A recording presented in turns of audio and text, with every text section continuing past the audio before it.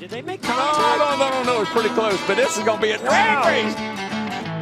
Look at this. Moves out to win it. Carl Edwards bumping, dump and run. Here comes Gordon right up to the bumper again. The bump and run. There it is. Maine really turn around, made a Riley's cage up. Yeah, welcome to the Bump and Run podcast. I'm your host, Michael D.Y. joined by my two best friends, Matt the Statman Reilly and Eric at Daytona Ron. Hope you guys had a great weekend. Hope you guys had yourselves a Ross Chastain type of weekend. He was smashing a watermelon on the start-finish line of COTA, his first Cup Series win, and it was an impressive one. We'll talk all about it, but first, if you're liking the show, make sure you like, share, subscribe on YouTube. If you're listening to the audio version, of course, we're available every Monday night, Spotify, Stitcher, iTunes, Amazon Music, everywhere you can download a podcast. We're on there, baby, and spread the word. Tell all your friends. Let's get this ship a-rolling, kind of like Ross Chastain was. That car was rolling all day long. He led a ton of laps, but fellas, before we jump into the race weekend, how was your weekends? How are you bearing with the cold up here in Pennsylvania? We had 60s last week. It is 22 right now as we record this. It was snowing yesterday during the race. I was absolutely miserable. How about you guys? It was snowing today. Did you guys up in the valley get squall alerts? I drove through some squalls. It was pretty wild. Like, so did I. So if anyone from out of the area watches like World News Tonight or anything like that, our area actually made it on the news. There was like a 50 car pileup on one of our main highways on Route 81. And it was bad. I mean, I don't even mean to make light of it. So, people lost their lives. But no, it's scary when snow squalls come. If you've never gone through a snow squall, they come through and it's a whiteout condition for however long, 5-10 minutes, however long it takes to get through the area. And you legitimately can't see. It's a scary situation. The best way I could describe it, because we get all types of weather up here. We get hurricanes and everything. It reminds me when we get the tail end of a hurricane that rolls through like Pennsylvania, and the wind is it has the shears of rain, and you can't even see because the wind is so bad. It was doing that, but with snow and just these little light flurries. You couldn't see anything, and you just see snow like just slide all the way across the road. It was kind of impressive to watch. Kind of scary to drive in, to be honest with you, though. But how about you? And on Saturday, it started what I assumed sounded like it was raining. At least, yeah, it was like coming down. It wasn't hail. It wasn't snow. It's something I think, if I'm pronouncing it right, it's called like gropal, which is it kind of looks like Quick Joe when it comes down. Oh yeah, and like rock salt.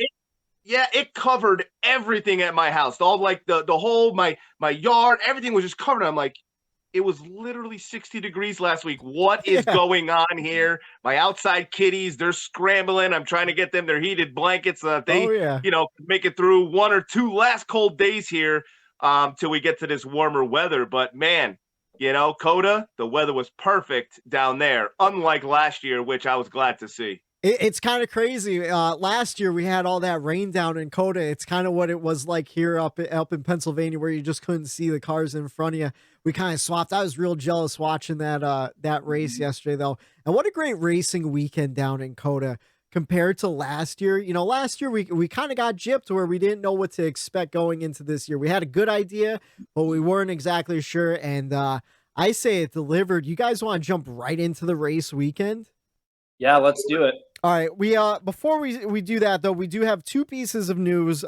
Actually, a pretty slow news week, except for one massive news story. If you haven't heard already, we put it out on our YouTube page. We did a little breaking news thing, but Brad Keselowski and Roush Fenway Keselowski Racing issued a massive penalty, an L2 penalty for modifying a single source supplied part. They've been docked 100 driver points, 100 owner points, 10 playoff points, $100,000 fine to Matt McCall, the crew chief, and a 4-race suspension for Matt McCall, the crew chief. Right now, they are in the appeals process, so we'll see what happens with that. But I just massive penalty. I couldn't believe it. How about you guys? It was one of those things where when it came across my phone and I read it really quick and I was like, oh, okay, no big deal. And then like I stopped and I was like, wait, 100 points, 10 playoff points. That's serious. Like that's a whole I guess that's a hole that you can get yourself out of, but the way that Brad has been racing this year, like he's gonna have to win a race. And the way that we already have 5 races and 5 different drivers with the six with the races parity and 6 different drivers. I'm sorry, 6 and 6 with the parity that's going on this season. One win might not cut it.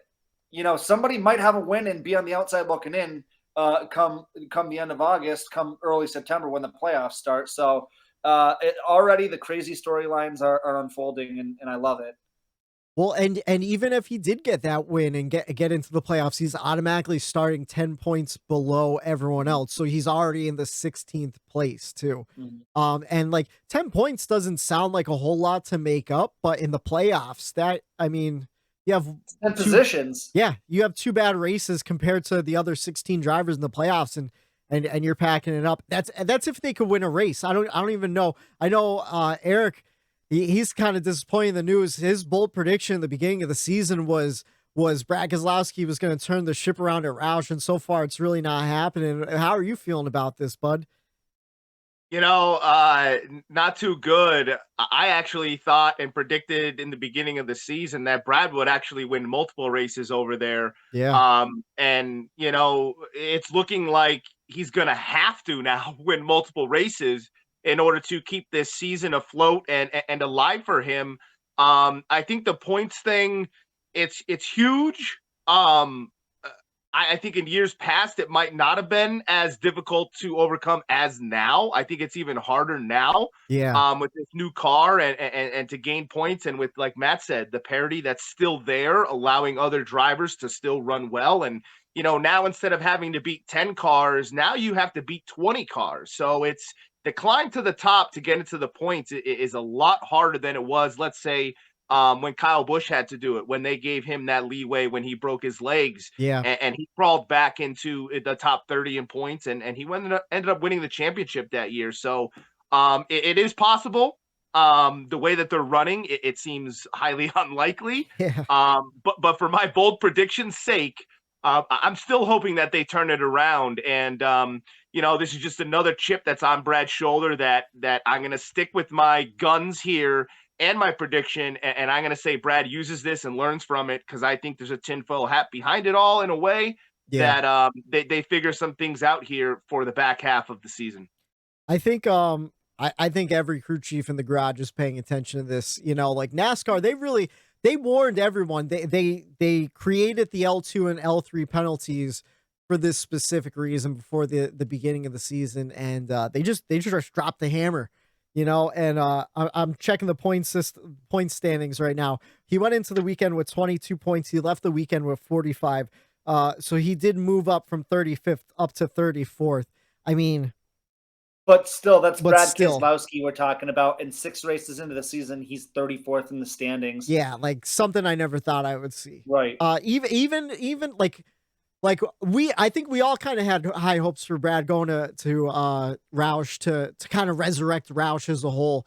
And we were all looking forward to that happening, and figured maybe the first season it would be a little tough, but this is just the wrench in the plan that you really, these are mistakes you can't let happen. I'm interested to see what happens during the appeals process. Just to see. I'm wondering what they could have even modified on the body. They're composite bodies. Like they said yesterday that they believe it is something to do with the rear bumper. Something on the rear bumper is what the word in the garage is that they altered. And that's what I'm assuming it might be is something maybe with that rear diffuser. Yeah. Because how critical that is to aero, and that kind of meshes up with that back bumper. And they talked all about Logano when his came loose and it was just flying and bumping around. Yeah. How that drastically affects these race cars. So if they did try to mess with that and get a little aero advantage by maybe having the bumper hang down a little bit to get the diffuser lower to the ground, higher up, like something along those lines, maybe a little aero play. But not good for Brad. I'm hoping they turn it around. But these other teams, like you said, Whitey, man, their eyes are wide open seeing what's going to happen with this, because if anyone in another garage had an idea to maybe try to get away with something, I think they closed the door on that pretty quick. We were, me and Matt were having a good time with this I was the other just day gonna on say. Snapchat, where we were pretending to be like the race engineer back at the shop, because this all broke on Thursday, right? It was Wednesday or Thursday, I can't remember. Yeah. Thursday. It was Wednesday. It was Thursday. I think it was Thursday. It broke, and so but they took the car. They took the car from the track the previous Sunday. Right after the race. So it's like Wednesday night. He's like, yeah, I don't think the R&D center is gonna find it. I think I'm good. I think I'm good. And then he wakes up Thursday morning like, let me check Facebook real quick. Let me check Twitter. Like, oh shit. Oh no. Hey, look, do you think if I called off right now, like that'd be suspicious? Because, like, I don't know. I'm assuming. Whoever messed the car up had to have been worried about it all week. All week long. It's Wednesday, they don't hear anything. Thursday, they don't hear anything. Then by mid-morning Thursday, they're like, I think I'm going to lose my job today. Yeah. So, I don't know. Who knows what happened in the garage? Maybe it was all orchestrated and everyone knew about it and they're just trying to slip one by. We'll see what happens with it. That's more likely what I think went down. I think everyone had a part in it. I think everyone kind of knew it's hey, we're a new team. We're looking for a little edge, and if we go down, we're going down together. And I think they're all going to go down together here with this one. Yeah, I'm actually pretty happy though that NASCAR did throw the hammer at them and show just how serious they are when it comes to this, because these single source supplied parts is the reason why the car is going to cost less. It's the reason why new team ownership can happen like we're seeing. And we have a new team ownership success story to talk about in this weekend. One last piece of news real quick. Joey Logano going to be running the Bristol Dirt truck race. So the winner of last year's Bristol Dirt race looking like he wants to get a little bit more experience behind the wheel. I know he's not very versed in dirt, which is insane because he won last year. So we'll see what happens with that. But that's all I have for NASCAR news. You guys want to jump into the weekend at COTA? Oh, yeah. We had a truck and Xfinity doubleheader on Saturday. Truck race, your winner was Zane Smith. Kyle Busch really got that win stolen away from him. Did you guys see any of the truck race? I got to see the end of it. I had an appointment on Saturday, but I got home just at the end there where, what was it, Bowman?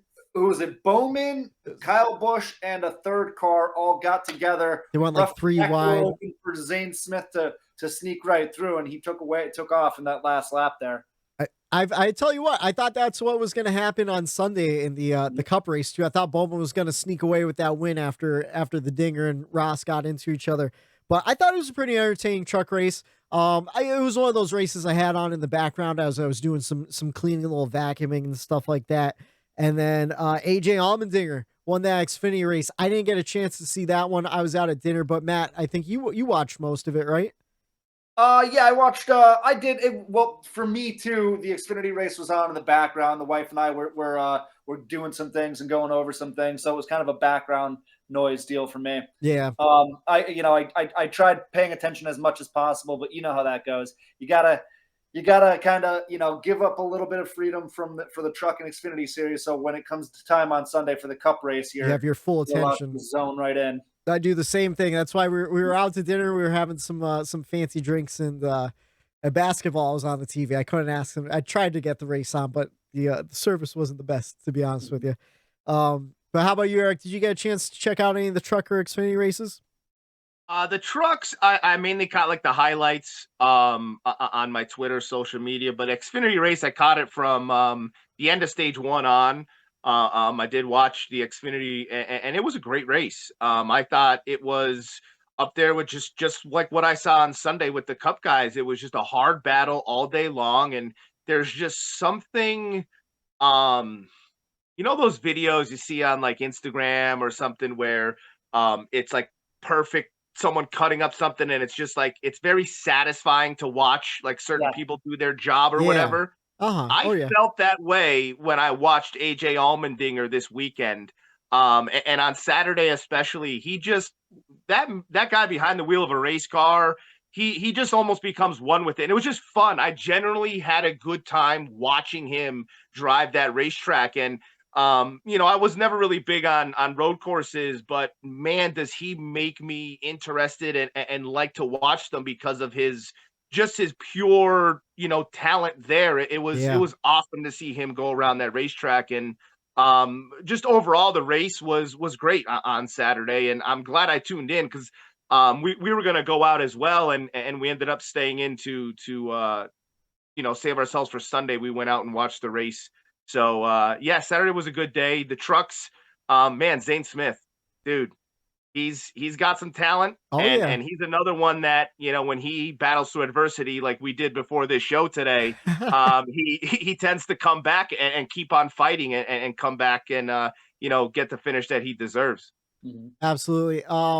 When it comes to AJ Allmendinger too, you said it was just nice watching like a master kind of at work. It's like watching a Bob Ross episode where like you don't know, he's just it's coming out. Like that's what he's set. It's like what he's born to. Yeah. Like watching the dinger cut through a road course. Like that's what he's made for. Like this is his bread and butter, man, and that doesn't take away from his oval racing either. For the longest time he was just the road course ringer, but he's an all around just great talented driver. But man, watch him cut through a road course is absolutely amazing. And that ending on Sunday was absolutely amazing. But of course, Ross Chastain scored his first Cup Series win, leading 31 of 69 laps with an intense last lap battle with AJ Allmendinger and Alex Bowman. Fellas, do we jump right into the race grades? Because I think we're all in agreement. We had a 3 hour and 20 minute, 57-second race, which was a little bit shorter than last week. Last week felt like a real long race. Did you guys think this race felt super long this week? I actually thought it went faster than I thought it was going to. So did I. Yeah, I agree. It definitely felt, I noticed that during the Xfinity race as well. I thought that, road courses, to me, it's the laps that only will say 68 laps, which is kind of weird to look at. It throws you off. Yeah. So, I thought it definitely felt shorter than maybe what it should have felt. I mean, 3 hours and 20 minutes, that's right around the window that you want. You don't really want a sporting event going any longer than 3.5 hours. Once you get into that 4 hour territory, you're kind of dragging on. I mean, I know a typical NFL Sunday game, it starts at 1, if it starts at 1 o'clock, it usually wraps up at about 4:15. Yeah. And so anywhere from that 3.5 hour window is perfect, I think. No, I agree. And like, just looking at like, oh, it's 3.5, like, it seems like a long time, but it went by really quick. Whereas last week it was almost 4 hours and it felt like every minute of 4 hours. And I think it's because we didn't really have much of a lull in the second stage. The first two stages were real quick. And then the third one was the long stage where you get the bulk of the race. But we had 9 cautions for 13 laps, 13 lead changes among 9 different drivers. Your top 5, Ross Chastain, Alex Bowman, Christopher Bell, Chase Elliott, and Tyler Reddick. And fellas, you want to jump right into the race grades? Yep. All right, we'll start with you, Matt. All right. I was kind of all over the place when I was trying to figure out my race grades. I ended up landing on, I could have really honestly given it anywhere from like a B all the way up to an A+. I know, Whitey, you said it best, and I won't steal your thunder. But it was an A+ finish. That doesn't necessarily mean it was an A+ race. I gave it slightly under that. An A- was the grade that I landed on. The only reason I probably didn't give it that full A or A+ is because the first two stages were good, not great, which is totally fine. You're not going to have a rock solid race all the way from start to finish. Yeah. I landed on an A-. With that being said, I really enjoyed the race. I'm happy we got to see COTA without the monsoon coming through like we saw last year. That really put a huge, no pun intended, damper on the day last year. We got to see literally a world-class road course. Yeah. Get to play up to the stock car racing world, and I thought those cars belonged on that road course, just like the F1 cars or Indy cars do. I thought it was fantastic. I didn't realize from going there last year the amount of work that goes into creating an F1 road course, like all the detail and everything, like the precision in the asphalt, like it was all laser scale, like just technical stuff I didn't understand. I was reading about, I'm like, oh, this is really impressive. Like they had to jump through a lot of hoops to just build that course for F1. And now that NASCAR's on it, like I'm absolutely loving it, dude. Yeah. Yeah, and like just the layout of the track too is so technical because you're going up the hill into turn one. You make that tight ass turn, left hand turn. Yeah, it's like a huge 90-degree angle. Yeah, and then it goes right downhill into the S's, the only part of the track where you can incur a penalty. By going off out of bounds, if you will. So I think the designers of that track just again did a flawless job. There's a concert venue that's attached to it. It looks like a really, really cool time down there. Actually, I think it's rated like top 26 racetracks in like the world. And I think that number might be off by just a little bit there, but something like that I thought I heard at some point this weekend. I believe it. It definitely looks like a destination type track where like maybe some way down the line, if we have a little extra cash one year, we can make the bump and run trip down there. Maybe skip Daytona one year and go there instead. See what Austin, Texas is all about. Austin, Texas is a town for Daytona Ron because the University of Texas is there. Oh yeah, I would love to make my way to Austin. Go see the University of Texas, my Longhorns. I know a lot of people have been putting them horns down lately, which is bringing me down lately. But yeah, I think that trip would be absolutely phenomenal. Get out there, we could check a road course off of our bucket list for the bump and run here, and yeah, I think it'd be a fun overall trip to definitely go to COTA for sure. All right, is that all you have for your race grade? Yeah, A-. A-. How about you, man? So I don't know if we addressed it yet. We had some technical difficulties doing the video this week, and so when I'm looking at the screen now, Eric's where Matt usually is. I'm where Eric is, and then Matt's where I am on the YouTube channel. So I went to look at Eric, but I almost called him Matt. And I'm like, oh, how about you, Matt? I'm like, no, Eric. So Daytona Ron, Eric, what's your race grade here? Well, same as Matt. Like I was kind of how am I going to grade this? What am I going to do here? Well, just like after Daytona, it's a super speedway. We go to the West Coast. You're going to get into some different type of racetracks. Yeah. The first track you go to, for me, it's going to set the precedent for the others, as the schedule unfolds. So first road course, and even, I'll compare it to the other races as well. I had to give it an A- as well. It once again, it proved to have me on the edge of my seat. There were a few lulls there, where, they're kind of going around figuring out who's going to pit, what they're going to do, but man, the battles, just this car, it just holds up so well.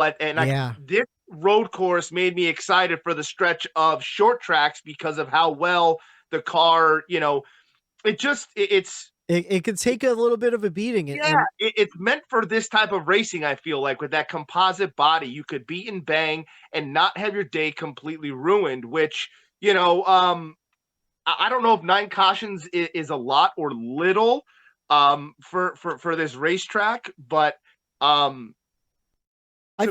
feel like it was a lot for a road course, to be honest with you. I feel like usually we only have about 3 or 4 cautions during a road course because they could get the cars spun around and started again. Was it just me, or did you guys feel like even though yes we were here last year at this road course, because of all the rain that race saw, didn't it feel like this was the first time we were actually seeing this race? Yeah. Yes. Yeah, absolutely. Sorry to cut you off, Eric, but like all I remember from last year is the long straights, and like I couldn't even tell you the layout of the course from watching it last year. This year I feel like we could visualize the course as they were going through a lot better. How about you, Eric? What'd you think? Oh yeah, and like I said with the cautions, I love road course, how they let them just figure it out and don't throw a yellow when someone just spins. I appreciate that, because there's every once in a while I'm like, oh, are they going to throw the caution or not? I don't want them to throw it. It's like, it allows the race to flow better, because if you have so many cautions, road course, it's over 3 miles, it could kind of carry on. So I like the fact that the race just kept flowing, kept moving through. The parity was still there from week to week. You got to give it, I just loved watching, once again, I try hard not to be biased on our podcast, but, I'll watch my driver start in the rear, drive all the way through, have to go back to the rear, lap down, drive all the way back through. And that was exciting to watch. It gets your anxiety going, a little bit. Your driver's doing shitty. I know I was texting you guys. I was kind of a little bummed. But he turned his day around. So that made the race just in a whole a little bit more exciting for me. But once again, I just have to bring up the fact that I did go over Buddy's house to watch the race, my girlfriend and I, and it was my buddy and his girlfriend, and they're not huge NASCAR fans, but being involved with us and knowing about our podcast here, they've been getting into it, and man, they loved the race as well. They were into it, and sitting there, and there's a couple times where we were all like, oh, yelling, like, people bumping and banging, getting off track when, Bubba lost his wheel. So, just in general, I thought the race was exciting, and it kept me entertained and on the edge of my seat. And when that happens, I can't not give it in the A range, whether it be A- in there. It definitely wasn't a B for me. I think there was so much going on, and enough to bump it up. First road course of the year, and everything else is going to have to live up to it. Watkins is my favorite, and up to this point, you know what? This race is an A- for me. I have to know, since you're hanging out with Kevin and his girlfriend again this week, were they wearing their matching Kyle Busch pit crew shirts? Absolutely zero Kyle Busch gear on Sunday. I think they put a kibosh to that real quick once that bad luck happened when they showed up at my house last week. But no Kyle Busch gear this week for them. I just had to know to make sure. If you didn't catch that story last week, our buddies, they were wearing matching Kyle Busch t-shirts, and as soon as they walked into Eric's house to watch the race, that was after Kyle Busch's day was pretty much done for last week in Atlanta. Had a rough one in COTA too. Yes, he did. I woke up on Twitter. A lot of people were mad at Tyler Reddick. They thought he spun Kyle Busch out on the last lap there. He never touched him. Kyle Busch spun out by himself. So Chase spun him out once. Chase did spin him out once. We'll talk about that in the race notes. But first, my race grade, kind of like what you guys said. I think it was a B+ race with an A+ finish. So I'm gonna stick with a B+ just to bring it down a little bit, because I thought it was a really good race all day long. The only thing was it was a little bit of a follow the leader. Once it seemed like the top three would kind of break away, and then there wasn't much movement in the top three, and then eventually like 4 and 5 would start catching 3, and then you'd see like a little battle for position there near the end of a stage. And so it was interesting. I just wish we saw some more back and forth for the lead earlier on in the stages. Besides Ross Chastain, only 2 other drivers had double-digit laps. Daniel Suarez early on in the race, he had 15 lead laps until the stage break, and then he got off sequence, and then of course he had his issues with a tire. Do you guys remember what exactly happened? I can't it was right on the restart. His tire went down, and he was in the middle of literally the whole pack trying to make turn 1. And you have a tire going down. Obviously, you're not going to be able to make it out of there. Yeah, and then he's still salvaged a pretty decent day, I believe. I think he finished at in the top 15 or so. Yeah, he did. It took him all day to get back up there too. Yeah. But I mean, he had that first whole stage, he had the fastest car out there, or at least the top 3 or 4 fastest cars out there. He won the stage. So yeah, and then Austin Cindric, he led 11 laps also. So yeah, Daniel Suarez finished 24th. So I would have liked to seen a little bit more battling for position up front.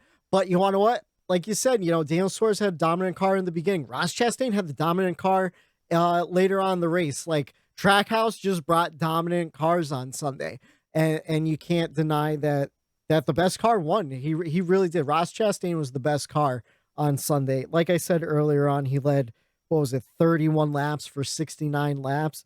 So yeah, I think it was definitely a B+ race. Didn't see a whole lot up front, like I said, but we did see some good mid-pack battles, and I really did enjoy seeing some guys that had adversity, like Eric said, his guy Eric Jones. He lost power at some point and then still battled back to get a top 10 finish. We saw Chase Elliott have issues on pit road, still battle up to get a top 10 finish, top 5 finish. So yeah, I think it was a great road course race. Sometimes I get confused during the road course races. I don't know if it happens to you guys too, where the strategy calls with different pit strategies and everything, it's kind of hard to tell who's actually fast and who's just on a better strategy for stage points and stuff like that. But I felt like this race was a little bit easier to follow than most. Like we would see, my guy Tyler Reddick would pit early, Austin Cindric would pit early with like 2 to go. But then they would come out and they'd still be in the top 10. And then once that cycle would shuffle through. So it was a little easier to figure out who was a good car on Sunday, opposed to who had a good strategy on Sunday. So yeah, just a B+ overall. I feel like we've been handing out A's like crazy, and I needed to be a little bit of a contrarian, to be honest with you. So I'll tell you what. If it's an A, dude. That's the way I think about it, because I thought the same thing. I looked at what I gave the grade so far, and like Phoenix was my worst grade, and everything else was in those A's, A+ range. And I'm like, man, am I giving out way too many A's? But you know what? Just like the beginning of last year, it's great racing. Like I remember saying it numerous times in our show last year. Is this the greatest season ever? And it was an awesome season, and we kept saying this might be the greatest season ever. Yeah, and not so fast, my friend, because this year is this. Honest to God, Whitey, I didn't want to give it an A either, just because I'm like, man, am I just throwing these A's out there like crazy? But I look back at what my criteria, how I feel during it was a great race. Yeah. If it's there, it's there. Don't go dialing it back just because you know what I mean? But at the same time, I don't like to let just an intense finish kind of give me the rose-colored glasses for the whole entire race. Right. See, I think with me, it was more paying attention to Eric Jones coming through the field. So I was a little bit more exciting. Intent to that, where I'm like, okay, he passed 2 guys. Okay, next thing, caution. Yes, another caution. He could get back here, gain another few spots. So and I think that I think that was my issue too. Watching the race was I was a little more biased where Reddick was sitting in 3rd, so I was paying attention to him fade a little bit, battle 4th and 5th. Where I wasn't paying attention to much of what was going on in the mid-pack, where normally I am paying attention to the whole entire field. I was really focused just on those front guys on Sunday. I had some money on the line too. So yeah, there were a few guys, even over their radios, I heard them saying hey, I am literally just going around the track trying to hit my marks and just stay clean. And they're waiting for other people to screw up. And a lot of people benefited at the end of that race from doing that, hey, let me just keep my car clean. I'm not going to overdrive any turn. I'm not going to try to really race this guy into this turn for 23rd right now. I'm going to let him have that spot because something's going to happen, and I'll wait for my opportunity, which, that goes into the strategy once again. So I like watching that and following the strategy sometimes too. And once again, man, I'm looking back, and the more we talk about it, that race was great. I'm becoming a pretty big road course fan, which you asked me 5 years ago, I probably would have had a pretty drastic, opinion on it then.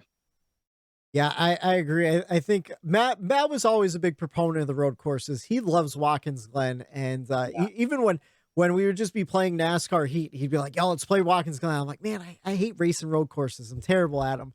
Now you guys see what I've been seeing. But since last year, NASCAR adding in more road courses, it kind of got me used to road course racing. And now with this next gen car, man, I'm loving it.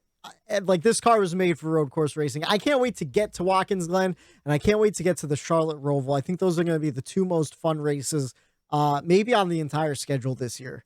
with this new car. The Roval is always so much fun.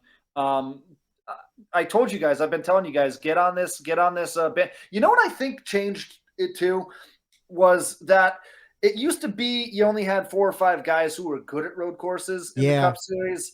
Everyone else was kind of, deterred away from it, just wanted to get through it. There was only 2 of them on the schedule, so who cares if I screw up 2 races out of the year?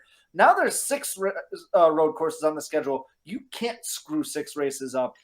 You'll fall way too far behind. So I think guys have embraced it, which has made the racing better. And you see what's happening on these road courses. They're all fantastic. All right, you guys want to jump into the checkers and wreckers? Sure. All right, Eric, what was your checkers and wreckers for the weekend?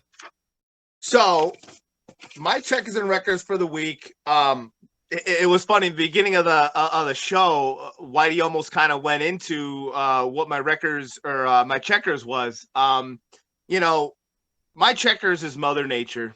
Okay. Gave us a wonderful weekend.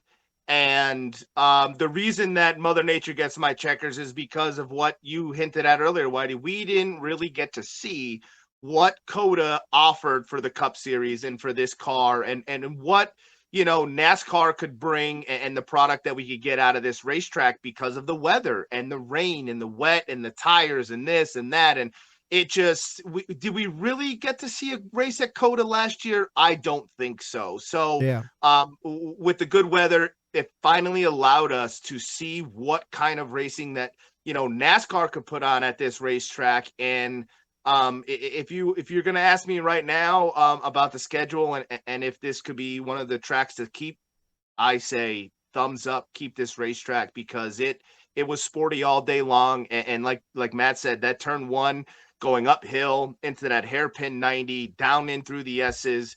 It was just it was a phenomenal weather weekend. And in NASCAR, we hold those weekends near and dear to our hearts because, a lot of times we don't get them perfect weekends. So my checkers goes to Mother Nature. Yeah, I actually have, in my notes for each episode and right next to the grades, I have weather or no weather. And so far, every race has been a no weather. And at the risk of jinxing anything, if you guys think about it, we're through COTA already where we've had no weather events affect the Cup Series race, whereas last year we would have already had 2 weather events, COTA and Daytona, as you guys are fully aware of. So we're looking good so far. Now, I just looked at the Richmond weather on Sunday. I looked for it on the weekend already. 25% chance of rain, so hopefully it stays low, but we'll see. I mean, it's gonna be chilly in Richmond, Virginia, though. It's gonna be like 60 degrees. So fast. Those cars are going to be fast. Oh yeah. But my wreckers, I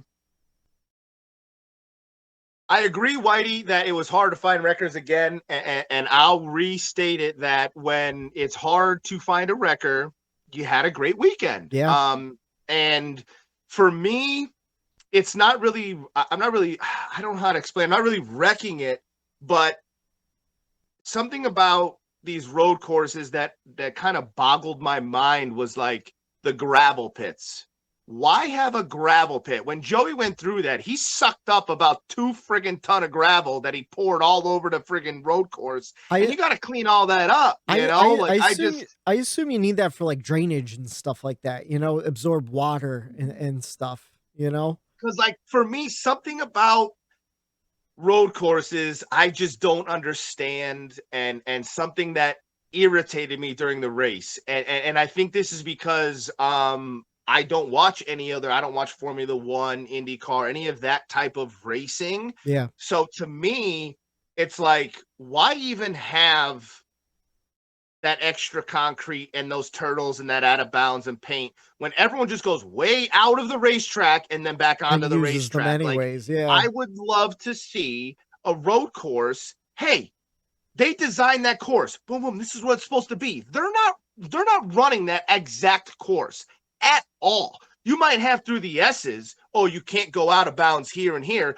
but you're doing a huge arc coming out of turn 1 and coming out on the outside. Yeah. Like, to me, it's like, I don't know. You design a racetrack and you're not running it as it's supposed to be run, and it confuses the hell out of me. Put a safer barrier all the way around exact course that's supposed to be freaking run. So do you want the double yellow line rule on road courses? No, where, I want a wall. I want a safer barrier around the whole entire outside of a road course that says, here, you want to do this? Race on the track surface that was designed. Yeah. Like if you actually have like a ghost car and show the line that they go around that racetrack compared to the actual line, trophy of the racetrack, you'll be like, is that the same race? Or did that guy even put a lap around that? Or is this a completely different racetrack? It's just confusing to me. Eric, why do that? Why? If we had a wall up, though, you wouldn't have gotten to see that finish that we saw last night. Right, you might see 24 cars just door-to-door smashing into each other. True, funneling right into those turns. Right, so that's what I'm saying. What kind of racing would we see if they had to stay on the exact course? Run the course that is designed. That is a part of road course racing that I'm not familiar with. And it always bothered me when like they go way out here or cut this or cut that. How about you drive it like it was designed instead of going over an 8-inch friggin' turtle that you're not supposed to go over? That's supposed to say, hey, this is something to keep you inside the racetrack. Yeah. I don't know. Something about road courses that just kind of gets under my skin a bit. You know what you just admitted without knowing you just admitted it? You're going to love the street courses. Oh, no, I know that. No, I know. Yeah, that's exactly. But to me, no, I get that because I thought about that too. To me, I would rather that than see what they do on a road course. I'm like, run the track you're supposed to run. And I think it's weird, and it gets a little weird because like, oh, you could do that over here, but don't do that here. Right. You could do that over here, but don't do that here. Right. You know what I mean? So it's just like, come on. Like, you're right, Matt. Put a wall up everywhere. It would be like a street course. You know what I mean? But at least you're running on the actual course. You know what I mean? I feel like even like the motorcycles, F1, they all go outside of that. Like, that irritates me. You know? I don't know why it does, but it's one of those things that I'm like, man, I'm watching it, and it's something that always, like, it doesn't ruin the race for me. Obviously, I gave the race an A, but it's still like, man, like it bothers you it's just kind a little of bit. cheating in a way. It's like, yeah, you're cheating here, but not over there. Like, that's okay, but this isn't. I don't know. It's just, it's weird. I'm getting used to these road courses, but it's one of the things that kind of, I don't know, like presses a button with me. See, I'm kind of the opposite. I like seeing them fan out like 7, 8 wide and just trying to like funnel back in. And then like, oh, you see one guy kind of take like a wider turn, and then you see all the people kind of follow him out and doing wide. It's Calamity Corner that Boyer kept calling it yesterday. I'm with Whitey. I like it. Right, but imagine you're coming up to turn 1, right? And there's a huge fucking 7-foot safer barrier all the way, so you can't just overdrive it. That puts even more precision on what you need to do to get into that turn. You can't force a driver out like AJ Allmendinger did with Chastain. When Chastain had to drive, he almost went into the gravel. Yeah. If that's a real, like, quote unquote oval there, you're smashing into a safer barrier. You don't have that opportunity. Like, I think what you want is real consequences for getting off course. You want to see a car get like put into a wall. Kind of. I get it. I could get that. You know, I mean, I won't argue on that one. I think that's pretty valid. I would wonder what other fans would think about that one. If you're watching on YouTube, leave us a comment what your opinion is on cars going off course there, and hit us up on Twitter and social media and stuff. Let us know your feedback if you're listening at home. How about you, Matt? What's your checkers and records for the weekend? I gave my checkers to that save that Christopher Bell made in stage 3 to avoid Austin Cindric spinning. Absolutely amazing. So Cindric, if you didn't see it, Cindric spun his car out and it started coming back across the racetrack where Christopher Bell was running his line. At the last millisecond, like literally last millisecond, Bell had to swerve and avoid it, and there was no contact made. It ended up literally saving both of their days. Christopher Bell finished 3rd. I think Cindric finished 7th or 8th. I'm not sure. So, Hold on. I mean, Christopher Bell?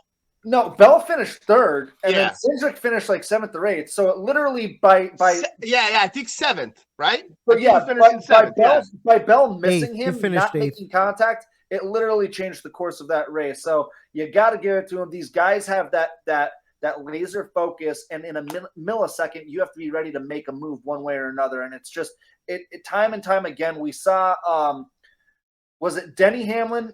Denny Hamlin went around a spinning Brad Keselowski earlier this season. I gave him my checkers then. That was time and time again, these guys make these amazing moves that just leave me breathless. I've been watching the sport my whole life, and every time I see a new one of these, it leaves me breathless. So I got to give my checkers to Christopher Bell there.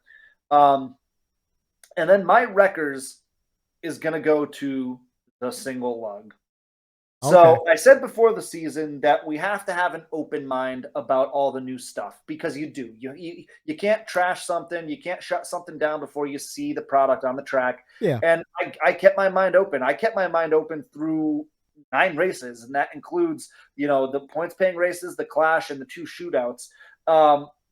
I'm no longer open-minded about these single lugs. We've seen a wheel come off in pretty much every race so far this season, and I get it. The odds, you see one wheel come off of a car that has 4 wheels.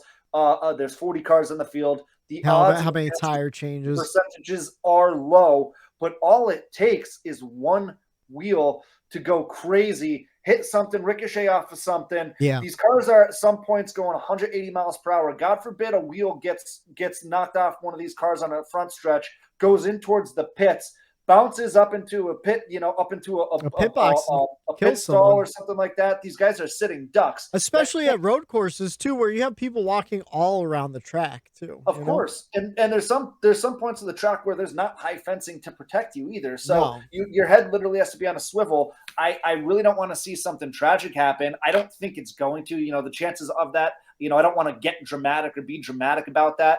The chances are low. But it is a reality.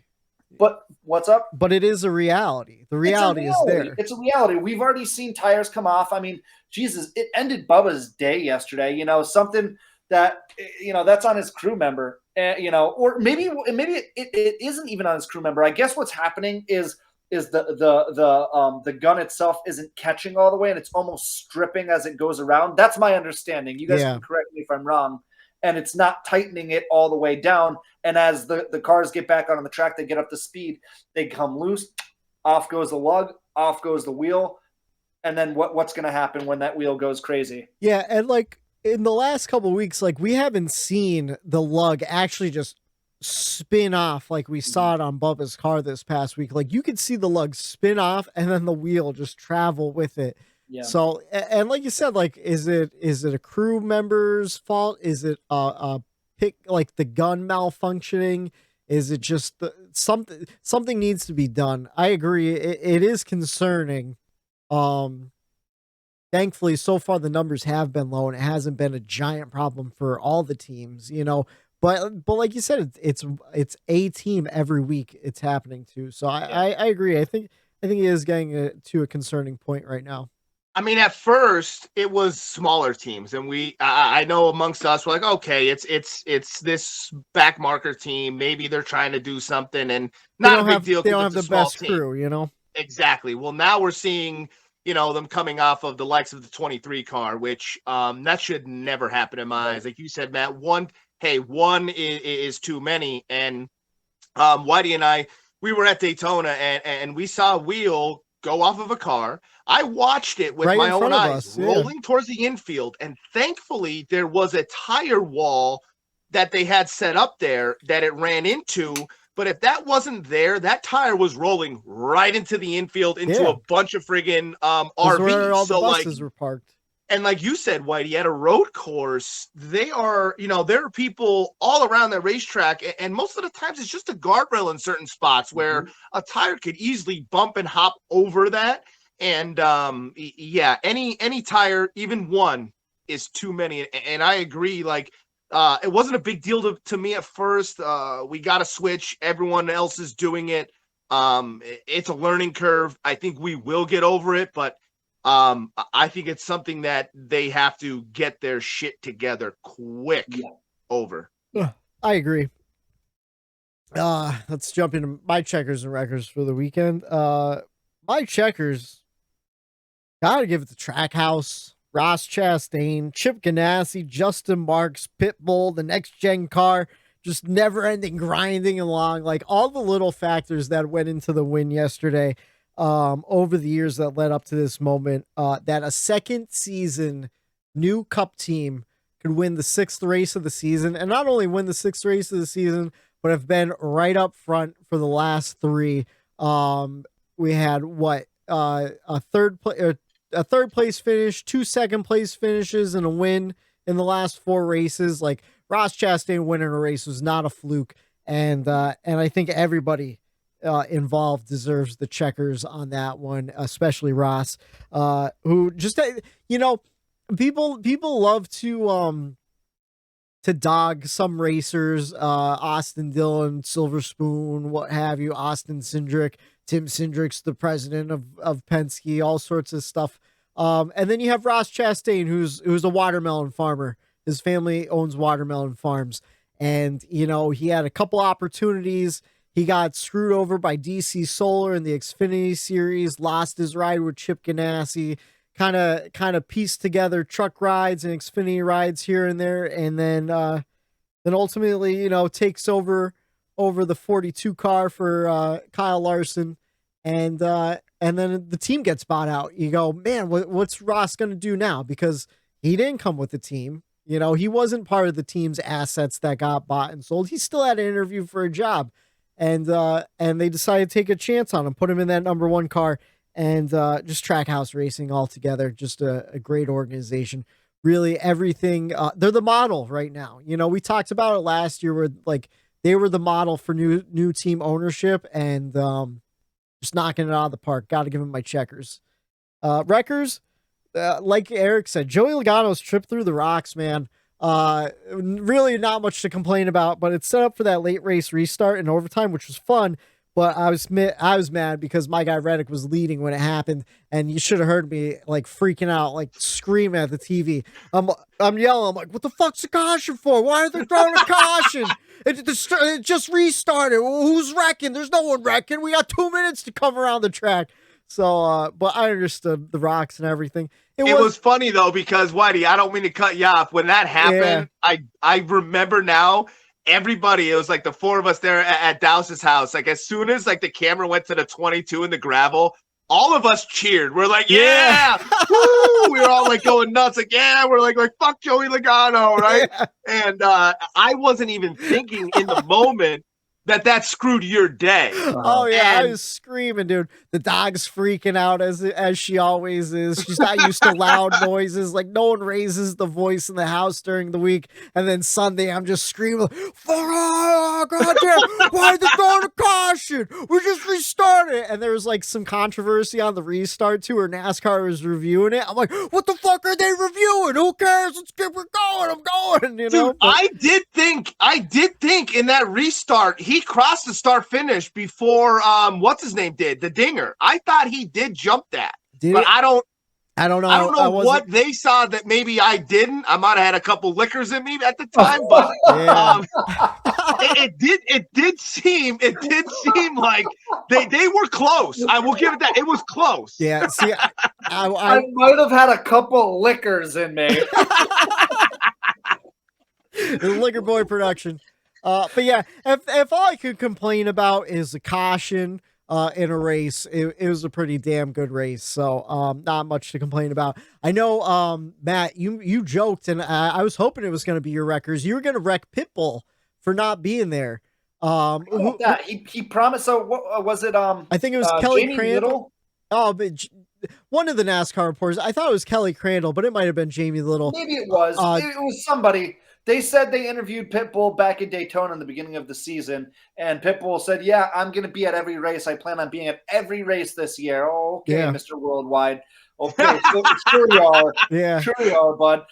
He wasn't at this race yesterday. Long story short, where his driver finally won. So I think the Bump and Run podcast as a whole, we got a good collective record.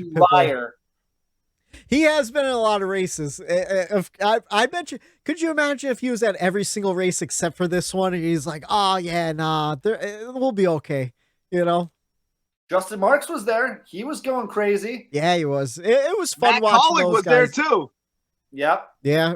It was fun watching those guys celebrate. Matt Collick wasn't too happy though. Neither was Chris Rice, the president. I'll tell you what, that's one of the first, just to get into the weeds just for 5 seconds here, that's one of the first times I've ever gotten like a good view at Matt Collick, like during race broadcast. He looks like somebody that I would not want to piss off. Oh yeah, he looks like a Marvel. He looks like a Marvel villain, like he'd be like the new Green Lantern or something. You know what I mean? Yeah. He huffs some race fuel or something, and then he turns into a fucking bad guy. He just wants to protect your gutters from leaves, man. That's all. That's all he's out there to do. But yeah, it's checkers and records for this weekend. Let's go over some race notes. One race note I had: where was Kyle Larson? Really a non-factor all race. Did he get into somebody early on that I missed? I saw something with was it his drivetrain or something? He at one point he had the hood up in the pits. Okay, I thought there had to have been something going on to not see him, and then I saw like later on in the race. I know he got into somebody and there was some damage. But yeah, just non-existent from Kyle Larson. Chase Elliott salvaged a nice 4th place finish after having some issues throughout the race, including some lost positions on pit road after contact with Kyle Busch, but still solid day out in COTA. Not the road course prowess we're used to seeing with Chase. What do you think about that, man? It wasn't the domination that we've come used to seeing. So they had an option to code test at COTA towards the end of last season, but they opted out of it so they can focus on the championship run. So they didn't do the test. Yeah. And so this was kind of the first time that Chase was at COTA, road course car. Okay. In this car. So it literally took them all race for him to feel out the car, get used to it. Just shake it out and figure it out. Yeah, do the sequential shifting and all of that. Just all of it all together. It took him literally all race to figure it out. And then he finally was able to get up through the field and put himself in good spot there towards the end to possibly steal one. Obviously it didn't happen, but I can't wait now to get to the next road courses. Well, I think we're going to Sonoma next in June. I believe so. Yep. So we'll see what he has out in Sonoma. We'll see if he bounces back the road course king, Chase Elliott. Kyle Busch. I feel like Kyle Busch is a road course sleeper. He was having a pretty decent day. He did get taken out by Chase at one point. And then it looked like he was going to salvage a good finish at the end until he just flat out spun out on the last lap. Thought he would get a top 10. I had him in my fantasy. That was a big hit for my fantasy. Another big hit for my fantasy was AJ Allmendinger. He finished 33rd after getting stuck in the gravel on the last lap, finished a lap down. Not the ending position for the day he had. He was up front battling for the lead. Like we said, super exciting finish. If you didn't get a chance to watch it, go back on social media. Just watch those last couple laps. It was absolutely amazing. Christopher Bell salvaged a great top 5 after being a non-factor and a rough day, including loss of power steering and being 1 lap down. So he narrowly avoided spinning Austin Cindric, and we touched on that one earlier. Cindric, another one, top 10 after the mid-race spin. Put him off the pace. A couple spins there that because I was watching him because I had him in my fantasy lineup as well, and it's just like, oh my God, come on, Cindric, stop. And he did. He salvaged and had a great finish there. Last week during the episode, we were real high on Austin Cindric, and just because he has a lot of road course experience running IMSA cars. He ran a whole bunch of different disciplines of racing. And before this weekend in fantasy, I'm like, do I really want to play Austin Cindric? I don't know. Something's telling me not to. I'm like, something's telling me that the pressure might get to him of a cup race. But then I'm thinking, well, I mean, he won the Daytona 500. That's the most pressure-filled race you could win. But I still feel like maybe just some rookie mistakes yesterday in COTA. Yeah. All right. Alex Bowman, Another great run at the end. Solid top 10 all day long. Made the best of the day. Got himself a second place finish. He was real disappointed in that second place finish. I don't know why. He said it was a rough weekend. I don't want to speculate. We're not in the speculation game here, but yeah, he seemed down and out after that race. I agree, and like you said, we don't want to speculate, but I'm assuming it had something to do with off track. Right, that's the vibe I got as well. Right. And it seemed like he didn't want to talk about it, so like it's one of those things. It's his business because none of our business unless he puts it out there. Yeah, because I thought he had a great Saturday race in the trucks up until the end there, and he pulled off a second place finish. So who knows with that one? And then gave him props earlier. Eric Jones, another top 10 finish after a rough day. Looked great for most of the day until he lost power, putting him lap down, and then got back on the lead lap and salvaged the day. That made Eric happy. So that's all I have for race notes. I was pissed. Like, I texted you boys before the race even started. Mm-hmm. I go, EJ came out, blatantly said they're off completely on their mark for the car for the weekend. Yeah. And, they had an unapproved adjustment, which he felt was more important to make and start in the rear. Yeah. And drove through the field once, and then he had his whole car shut off on him and had to go to the back again. And he ended up driving through the field once again and getting a top 10 out of it. So I really did enjoy that. One thing that I was surprised, I had him in my fantasy just because he was in the booth, and I feel like he has a couple road course wins, and I feel like this is something in this new car that he kind of had a hold on the last couple of weeks. And he just seemed to be squeaking out a little better than where his car was this year, was Kurt Busch. Yeah. I had high hopes for Kurt, and he just, he just didn't have the day like I expected. And, towards the end of the day, I'm like, ooh, do I leave Kurt Busch in or do I save Truex Jr. for a couple of these short tracks and, races later in the season? And I decided to save a fantasy start for Truex, and it kind of ended up screwing me in a way. But I was surprised Kurt Busch being in the booth and talking with Joey up there on Saturday. He didn't have a better day than he did. Well, he got mixed up in an accident too. I forget who it was with. They actually used his onboard. Matt, do you remember who that accident was between? Where Kurt Busch got into the back of them? I do not. I'm sorry. I was looking. I was looking for the matchups. The DraftKings matchups finally got released, so that's okay. There was an accident where they went off into the kitty litter at some point, and Kurt Busch kind of followed him into it. So that screwed up his day. But yeah, just pretty great, entertaining race overall. A lot of guys that we thought would be factors weren't factors, and then a lot of guys we thought wouldn't be factors were right up front in the end. So, and that's what I love about this season, to be honest. Me with too. You. It's such an up in the air. Like last year, I know when we were doing our fantasy and everything, you could kind of, from track to track, pinpoint 2 or 3 drivers that are a guaranteed good day for you. This season has proven to be any driver, anything, any week, any race. It's a crapshoot. It really is. I mean, for us, it's always a must watch, right? Because we're true fans. We do a podcast. We have to watch it. We want to watch it. But it's truly making it a must see because you have no idea who's going to win these races. I love it. We're going to Richmond. We think Martin Truex might win that race. We think Joey Logano might win that race, or Kyle Busch. Or it could be Daniel Suarez. It could be, could be Eric Jones. Who we don't know, and that's what makes this so much fun this year. We'll expand a little bit in the pickle lane in just a second, but to wrap up the weekend, everyone loves to talk about the first place winner. We talked about Ross Chastain this whole episode. Now it's time to highlight the last place driver on the Bump and Run podcast, Andy Lally. Only completed 19 laps before suspension issues took him out in his Live Fast Motorsports Ford. I tell you what, we didn't see much on the track, but he did a great job in the booth on Saturday during the truck race. So just got to give big props to Andy Lally, who's doing a little part-time effort, little road course ringer guy there. So yeah, that's Live Fast Motorsports, more like Live Last Motorsports. Oh! All right, now it's time for the pick of lanes. I give you guys a topic. The choose cones out. You get to choose your position on it. I only have one for this week, but I think it's a pretty interesting one.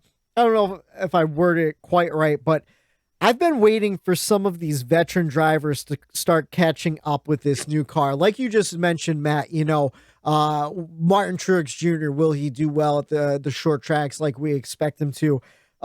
This early on, we're seeing a lot of young drivers up front, but it seems to be the same young drivers at this point. Is it too early to call? Is the youth movement here to stay? Is this new car the factor, or do you think the veterans will eventually catch up and start rattling off the wins like we're used to? So I'll go on this one. What's that old saying? Once is chance, twice is coincidence. Yeah. The third time is a pattern. Well, then what does a 12th time make? Because now we're 12 races in a row where a guy 30 or younger has won a race. There's a saying down in Texas. It might be somewhere else.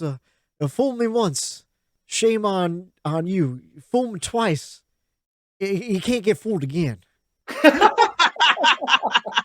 Now watch this drive. 12.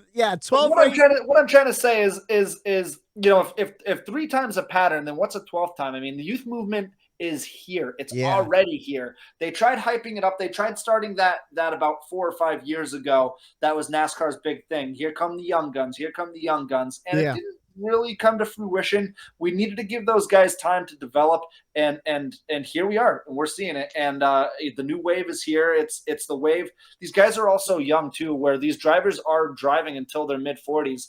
This is the next 20 years of NASCAR Cup racing we're watching right in front of our eyes, and it's exciting because they're all so talented. It kind of makes me wonder, will we see a stagnation in the Xfinity series where there's just talented younger guys and they have nowhere to go? Yeah. Yeah, I don't know. Yeah. I mean, I think there's always going to be, guys who aren't performing up to the standards that the owners want them to. Oh, they're going to be getting shuffled out. I would like to see some of those guys that run mid-pack and Cup go back down to Xfinity, make that more competitive as well. Not that the Xfinity series needs any more, of a competitive edge to them, but I mean, there might be a log jam here. We don't know yet.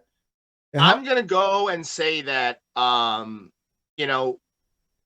your horses on these young guns just yet. I think it's more or less, I don't think it's the young guns that's doing it this year. I just think it's some of these teams that were set in their ways of their old notebooks, their old ways of setting up a car, their old ways of doing everything. Yeah. These teams that were always running up front, they always were able to over-engineer their cars. They were always able to put a little bit more money to this, to that, to make their car better every week.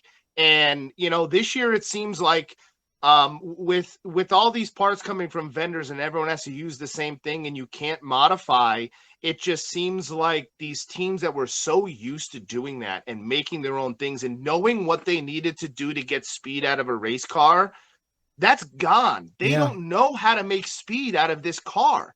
Their old notes don't work anymore. So I think they got too content. They got too normalized of being up front, and we have all this money for these engineers and these parts. Oh, we know how to make that fast here. Oh, all we need to do is this and that. So I don't think it's the drivers just yet. I think it's these teams and the process of setting up their car, setting up, what they want to bring to come off of that hauler is what they're kind of having to get used to because they can't modify. I think some of these bigger teams, they want to do that. And that's the way that they knew how to make a race car fast instead of setups. Yeah. So the teams, these newer teams that don't have all of these old habits and tendencies, I think that the teams that are hungry, that are just going out there, and I heard Justin Marks say it, they're just building these cars and going out there and just running them. Same Eric Jones said it, and he got called out for it. Like, oh, well, I don't know. You go out there, you drive the car, you learn from the way the car feels. Like, there's no notes of when it does this, you do that. Yeah. And when I want it to do this, well, we're going to do that.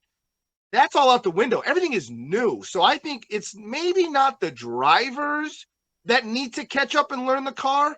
maybe it's the people that are used to working on them and setting them up that need to get with the program, the car chief, the crew chief, the engineers. Maybe it's them that are slacking a bit. But Eric, what about the Hendrick guys? They've won 3 races so far this season. That's true. No, that is true. That's you know what I mean. That's very I'm true. only saying that because this is a design. This segment is designed to be like kind of like a it's debate. A debate segment. So I'm just throwing that back out there just to be devil's advocate. I mean, that's what a good about point. the Hendrick Motorsports? No, right. No, I get that. That teams are going to win. That always been there. It's Hendrick. Right. It's Gibbs. But the thing is, Gibbs I feel like had Gibbs a little is struggling bit more than anybody. I mean, Gibbs has had a little bit more issues, overheating. They had, some stupid little issues that happened to them where you can't really say like, this is a problem, that's a problem. So that makes it even harder on them. Oh, was this race bad because of our setup or because we had this failure or this problem, So like, that's why, oh man, like in the beginning of the show, before we started, Matt and I were going back and forth a little bit about this. And, to me, oh man, like I wanted to call it. I really did, but I still think it's a little bit too early after 6 races to call it as far as that.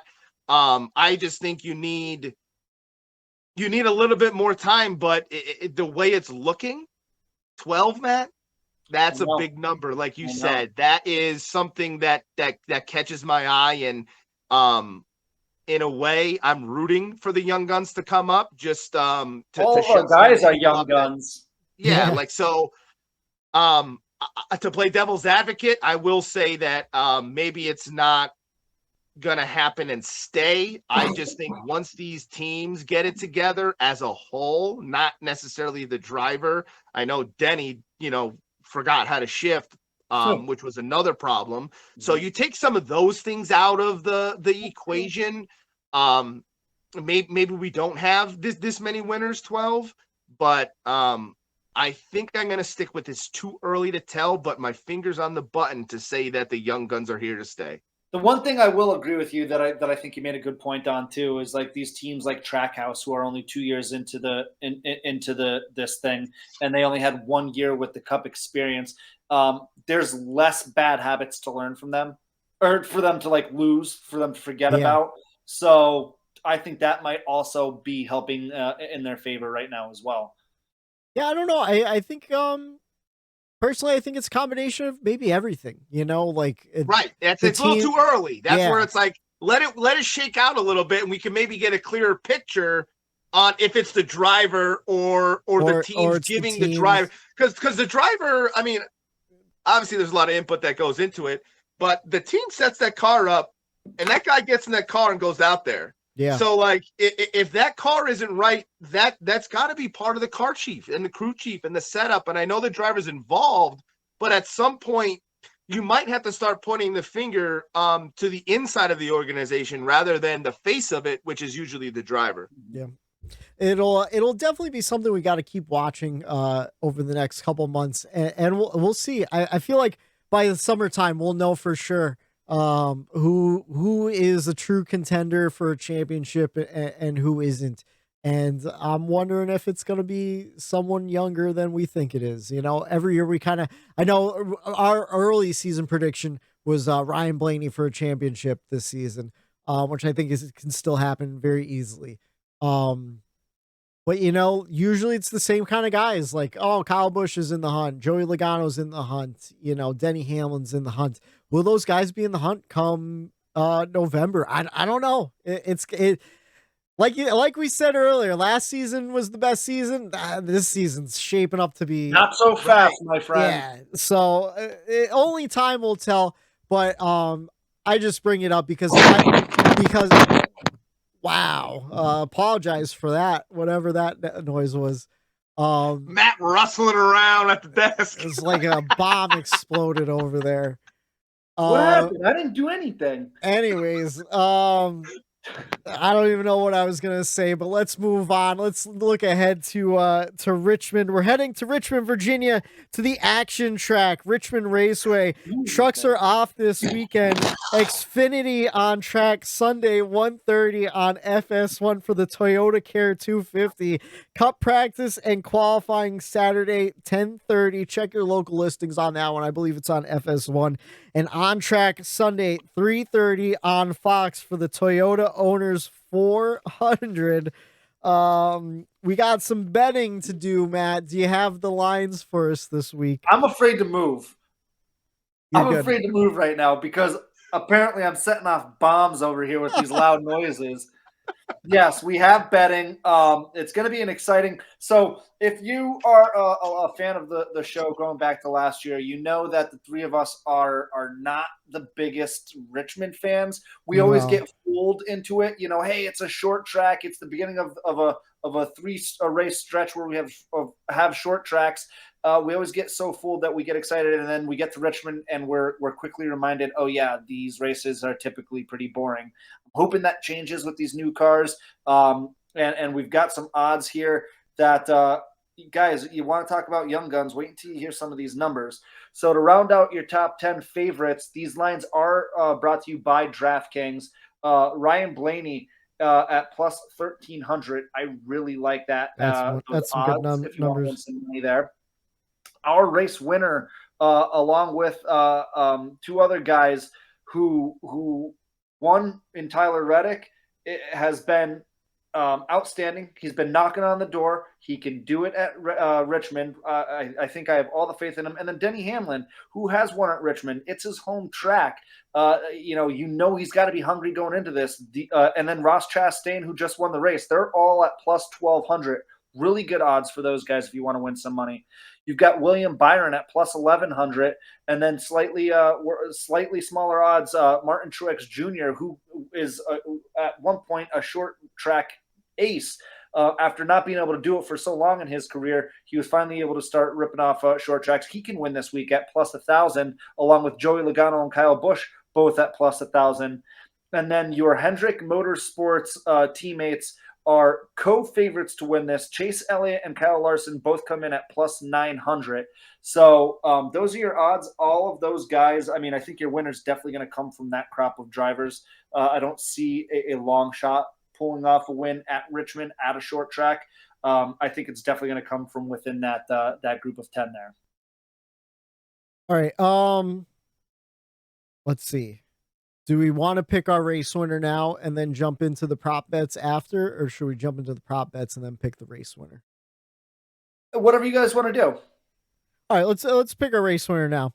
Okay. Me and Eric both tied this past week for last place. He picked Austin Cindric. I picked Tyler Reddick. Both of those guys got us 32 points each. Matt, you picked Chase. He got you 37 points. So you pick last.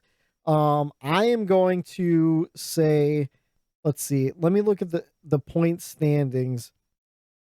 Austin Cindric had 29 position points and 3 bonus points for the stage finish. Tyler Reddick had 32 position points. So Eric, you could pick first this week. I will pick second, and Matt will pick third. All right. In the beginning of the show, Matt and I were discussing on who we were going to pick, and I'm going to stick with that. As long as, okay, I didn't yet. I'm going to go for the first pick of the year. I'm going with MTJ. I just think Gibbs, I expected them this past week at this road course to kind of turn their season around. And I said, and I told a lot of people, my buddy Jay, we were bullshitting. I go, if they don't get their stuff together here at this road course, I kind of predicted, all Joe Gibbs drivers to get into the top 10. And because I just thought like this was a week where they're all really good at road courses. So I thought maybe the coach could have got them together, rallied them, say, hey, let's get our shit together. I know we had our issues. Some things out of our, out of our hands, but this week, I think that climb out of this hole that they're in, I think Martin Truex Jr. in that 19 car gets it done. Eric, This might shock you. I'm in complete agreement when it comes to Joe Gibbs Racing and Toyota. I think this is the week that they get their shit together. And I'm picking Christopher Bell. Last year, Christopher Bell finished 4th and 3rd at both Richmond races. He just finished 3rd in COTA. I know it was a struggle of a day for him, but I think if Gibbs could get the setup right, I think Bell could sneak out a win out of nowhere and lock himself into the playoffs. I'll tell you guys what. I love consistency. Huh? I'm staying in the JGR camp. I don't know why I have the same feeling that you guys do. I think they're going to turn it around. My only problem was, do I take Kyle Busch or do I take Denny Hamlin? I'm going with the hometown guy. I haven't taken him yet this year. I am going with Denny Hamlin to win this race. The 11 finally gets it done, and it stops the streak of 30 years and younger winning race. Oh, okay. I like it. I like it. We'll see what happens. Will it be one of the JGR guys? Probably be a Chevy in Victory Lane this Sunday at Richmond. Larson's gonna win it, probably. Yeah. All right. Well, did the prop bets come through, Matt? It did come through, and I do have them. It's 4 quick matchups. We'll rip through it really quick here because I know it is getting late in the evening. All right. So the first matchup is two guys who've had a little bit of a run-in earlier this year. Somebody who claimed another person is backing into wins. We've got Kyle Busch versus Alex Bowman. Kyle Busch, a little slightly bit of a favorite there at -125 against Alex Bowman, who's -105. Again, I want to stay consistent. We just said we're all high on JGR. I'm taking Kyle Busch over Alex Bowman.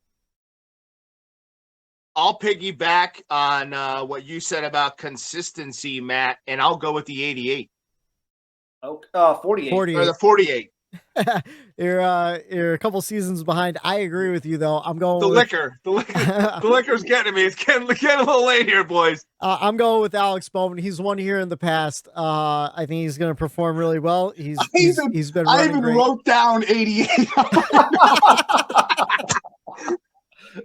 I'll go with Alex Bowman in the 48. All right. Next one is also two guys who have had history on short tracks. It's Joey Logano versus Denny Hamlin. Guys, it is just short track racing. Short track racing. I am going to go with Denny Hamlin. I picked him for my race winner. So, again, to stay consistent, I am taking Denny Hamlin. The odds, they are deadlock even at both -115. Yeah, I'm going to go with consistency as well, and I'm going to go with Denny Hamlin. I think my Joe Gibbs thing is going to come through here with this one, and I think the 11 beats out the 22. I think Denny Hamlin's had the worst luck out of any of the JGR guys this season, so I'm going with Joey Logano. Okay. Our third out of our 4 matchups is two past champions, one being our defending champion, both at -115 in this matchup against each other. Martin Truex Jr. versus Kyle Larson. God, this is such a toss-up. I mean, I've been high on JGR, so I guess I've got to stay consistent once again and take Martin Truex Jr. here. I don't want to, though. For the record, I really want to pick Larson, but I'm going to stick with Martin Truex Jr. MTJ's my race winner. I got to go with him here. Larson, we said he was kind of non-existent last week. This might be one where, he kind of fumbles again. Maybe that magic kind of disappears for a little bit here. Yeah, I'm going to go opposite you guys. Yet again, I'm picking Kyle Larson in Virginia. Yeah, that's a toss-up. Either one of those guys can win, easily. And then our last matchup, guys, we've been talking about it. This is becoming a little bit of a rivalry. Not that they've had a real run-in with each other, but they have been racing each other. We talked about it last week. Who's going to get their first win between these two? It actually came to fruition this week where Ross Chastain did finally get that win. But this next guy that he's facing, his win is coming. Whitey, your win is coming. This matchup is Ross Chastain versus Tyler Reddick. Ross Chastain, a little slight bit of a favorite, coming in at minus 120 to Reddick, who was at minus 110. God, this is a tough one. I know it is. I'm not. I mean, maybe Whitey, you can answer this. How is Reddick on short tracks? See, I'm not sure. I'm taking. My heart wants to take Reddick though, so I'm taking Reddick. Yeah, I mean, I don't know. Last year he finished 20th and 15th at Richmond, so not the greatest. So just like Richmond. I said, I am taking Ross Chastain. Yeah. All right, I'm gonna play devil's advocate here, and I'm gonna give one to my boy here. I settled down on the ball busting a little bit. I didn't give it to you here. I'm trying to stay a little bit humble for you here, and I'm gonna give it to the 8 car here. I'm going with my man Whitey's driver here. I'm gonna go with the 8 car. My mind tells me Ross Chastain. My heart says Tyler Reddick, so I got to go Tyler Reddick. I can't bet against him, Right. And I discovered a new betting strategy. It's been the last 2 weeks. It's coming in perfect for me, where it takes some of the stress off. Every week, I'll bet $10 on Tyler Reddick, and usually I let it go. The last 2 weeks, he was running in third. This was before any of those late cautions. I go, you want to know what? I don't think he's got a chance to win this race. Let me see if I can cash this bet out real quick. I look at it. My $10 bet was worth $43. I go, cash all day. Cash me out, baby. I made some money. And then, of course, that's when the caution came out and he restarted on the lead and stuff. But I think that's what I need to do. Place your bets. Follow them throughout the race. Be smart about it. If someone's leading, you don't think they're going to win that race, but you have the chance to cash out that money. Get that money, son. I won't have that. We are not asking our listeners, our loyal listeners, to be quitters, Whitey. Listen, I'm not a quitter. I'm just trying to make some money doing some sports gambling, and I lost a bunch of money betting on NBA, which I know nothing about this past weekend. That I needed to make some money back from my guy Tyler Reddick. You know what they call that, Whitey? That is called being a responsible gambler. That's right. Remember, and you out there, 1-800-GAMBLER. Responsible when gambling. Yeah, never bet money you can't lose. 1% of your monthly betting budget should be.